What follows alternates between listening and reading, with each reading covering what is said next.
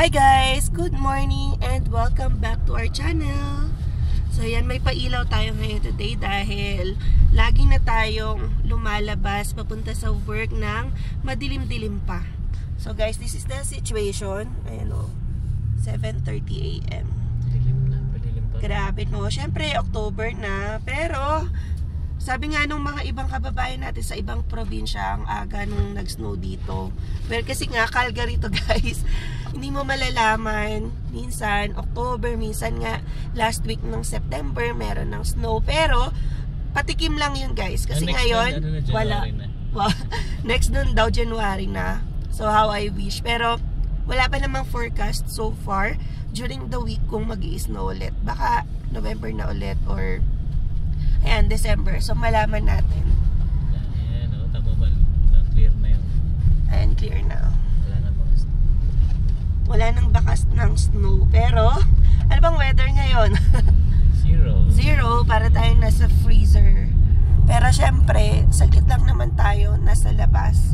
Yan. Kasi yun yung convenience kung may sasakyan ka. Pero, yun nga, kung magko-commute ulit kami pagdating ng talaga sunod na snow, magpa-park kami sa Chinook station ulit. And yan, train and then lakad. So we will see kung kailan ulit yun. So anyway, andito na naman tayo para mag-deliver ng mga update. Guys, if you will notice, no, meron tayong mga updates dati na sabi natin, may mga parating na news ngayong November 1. So, since papalapit na, I guess, yung November 1, ito na, sunod-sunod na yung mga updates. And, ito, ang topic natin, no? Grabe.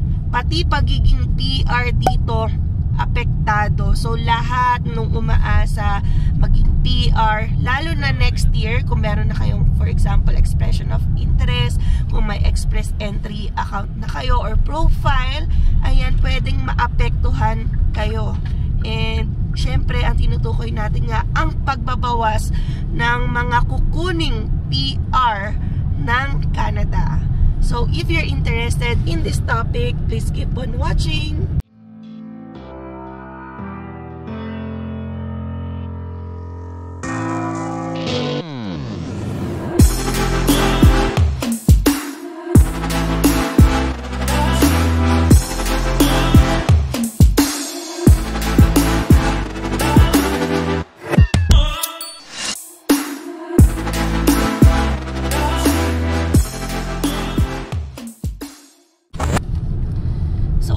Guys, no, as what we have mentioned. So guys, ayan no, sabi natin magkakaroon ng big news or announcement today. Actually, napahapyawan na nila ito few days ago. And sabi nga nila, big announcement will be made to announce the major drop. Major talaga yung term, no? Major drop sa number ng new permanent residents ng Canada na i-accept nila this coming 2025.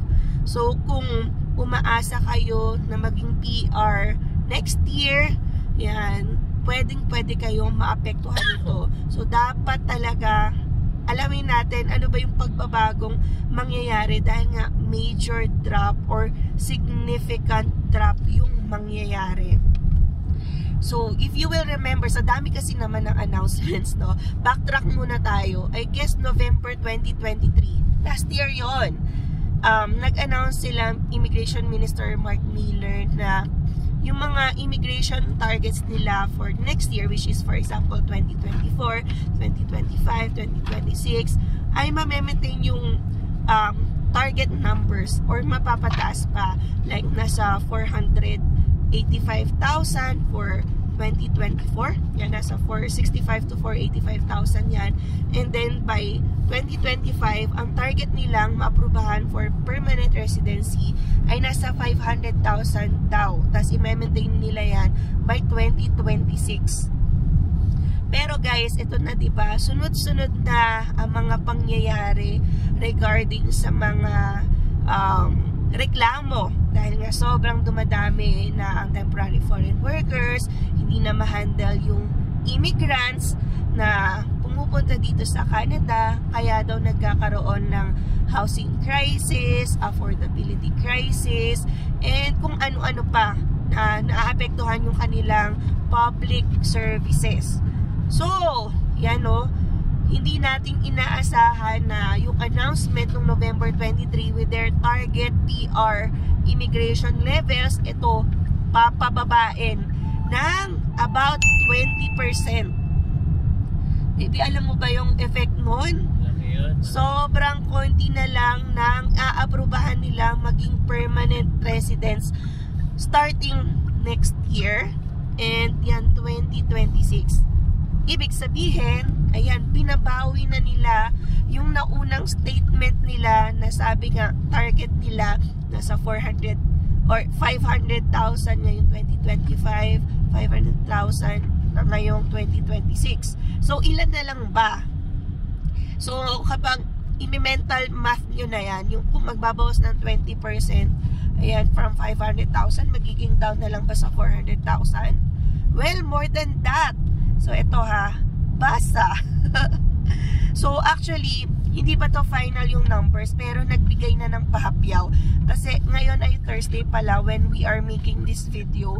And today, yung meant na mag-a-announce ano ba yung final numbers na targeting nila para ma-approve yung mga permanent residents dito sa Canada.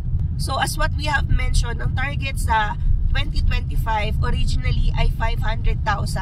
So, ngayon, gagawin na lang 385,000. So, based on their computation, that's 21% decrease. Guys, napakalaki nun na mawawalang chance sa mga nag-a-anticipate or nag-a-expect maging PR, yung like 115,000 slots. Yan, napakalaki nun. So, kamusta naman, di ba? Pabawas na ng pabawas talaga. Yan, instead na 500,000, mag-expect ka sana na may bigger chance pa. Pero ngayon, very narrow yung numbers. So, that's for 2025. 2026, ang goal naman nila ay mas mababa, which is 380,000 na lang. And by 2027, mas mababa, guys, pababa ng pababa, 365,000. Okay? So, sabi nga natin, estimated to, ito yung pahapyaw nila sa gagawing announcement today. So, mag-a-update kami later on kapag may i-release silang final numbers, kung ma-modify to, mabawasan palalo, no? By half, wag naman sana. Or, yan, near those numbers that we have mentioned. So, as you can see, sobrang laki ng natatapya sa target permanent residence nila per year. Yan, apektado kami. Apektado yung mga kakilala namin dito. Siyempre, apektado lahat na hindi pa nagiging PR and nag-goal maging permanent residence dito sa Canada dahil lumiliit yung chance mo ma-PR dahil nag-aagawan kayo sa napakaliit na bilang or slots for permanent residency. So baby, may pag-asa pa ba? Laban. Laban, pero guys, honestly ha, lumiliit talaga yung chance. And nung nakabasa ko nito, hindi naman kami immune sa pagka-sad or pagka-apekto dito sa news na to. Sobrang nakakasad talaga. Para sa akin, parang ayaw na talaga ng Canada, no? Nakakainis na. So para sa amin, parang ayaw na ng Canada talaga. Pabawas na ng pabawas ng temporary foreign workers. So, ang dami ng tinatapyas. So, this is also in line sa goal nila na bawasan yung temporary residents. Yan, nagbawas ng international students, nagbabawas ng mga open work permit holders or yung mga spouses ng students, nagbawas ng mga LMIA holders, yung nasa low wage, pati na rin nadamay yung nasa high wage. So, guys, overhaul talaga to nung immigration ng Canada. And, let's pray na lang talaga kung ano yung mangyayari dito sa dami ng nagaganap.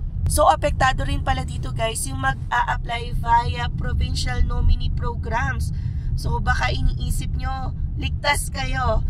Pero, guys, mag-aagawan din kayo sa slots, tayo sa slots, kung yung provincial nominee ang ita-target natin dahil tatapyasan din nila yon allotted numbers or allowances per provinces. So guys, isipin nyo na lang, lahat ay limitado na, lahat matatapyasan. Lesser chances of us getting provincial nominations, getting invitations for permanent residency.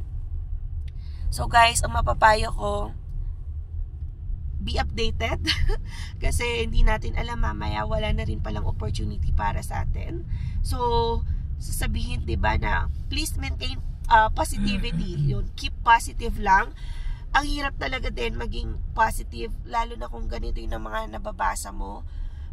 Pero yun nga, hanggat may chance, laban tayo. Pero yun nga, sabi natin, be updated dahil mamaya nga kung for example yung pumasok na maging student this year or last year ay papauwiin na. Yan, pwede yun. Gawin nila anytime. Possible yun. Kasi nga sa dami ng announcements na nangyayari, binabawi nila yung mga naunang announcements nila. Hindi imposible na for example, bawiin rin nila yung ating eligibility to work or stay here after our studies. So, yun yung ating abangan. Marami pa yan. Marami pang susunod na announcements, lalo na ngayong November 1, dahil inaayos nila yung targets nila for next year. And next year will be the election. Ayan. Next year na ba election? Okay. So, guys, ano na lang, para sa mga citizens, please be mindful kung sino na lang yung iboboto nyo. So, syempre kami ay hindi naman botante. So, yung makakaayos din talaga ng immigration system dito sa Canada.